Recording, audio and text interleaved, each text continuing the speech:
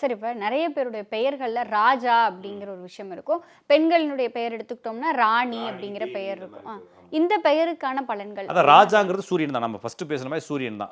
எதுல போய் நீங்க யுவராஜா, சங்கர் ராஜா, இந்த மாரி எந்த பேர் வச்சாலும் சரிங்க. சரிங்களா? விஜயராஜா அப்படின்னு சொல்லி என்னென்னமோ பேர். எல்லா பேரோடையும் என்ன செய்வாங்க? சின்ன ராஜா, அது மாரி எல்லா பேரோடையும் சேர்ப்பாங்கன்னு வச்சுக்கோங்களேன். யாருக்கெல்லாம் ராஜான்னு பேர் வைக்கிறாங்களோ, அவங்கலாம் அரசியலுக்குள்ளேயோ, அல்லது ஆளுமைக்குள்ளேயோ, அல்லது சொந்த தொழிலுக்குள்ளேயோ எப்படினாலும் போயிருவாங்க.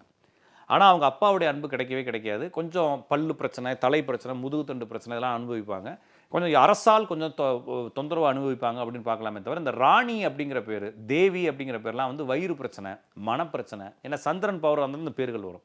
அப்ப இந்த மாரி மனம், வயிறு, வீசிங், கண் சம்பந்தமான பிரச்சனைகள குடுக்குறது. எப்பயுமே குடும்பத்துக்குள்ள ஒரு பெண்ணே ஆட்சி செய்வது. இந்த இந்த மீனாட்சின்னு சொல்லுவாங்க இல்லைங்களா? அது மாரி குடும்பத்துக்குள்ள அவங்க சந்திரன் யாருக்கெல்லாம் பேர் வச்சிருக்காங்களோ, அவங்களுடைய பாரத், மனோஜ், மனோ, மனதனுடைய பேரு, அப்புறம் நதிகளினுடைய பேரு, அப்புறம் ராணி, தேவி இந்த மாரி பேர்கள் எல்லாமே வந்து சந்திரனுடைய பேர்கள். இது வைக்கும்பொழுது குடும்பத்துக்குள்ள ஒரு மாரி ஒரு மன அழுத்தங்கள் தொடர்ந்து இருக்கிறது.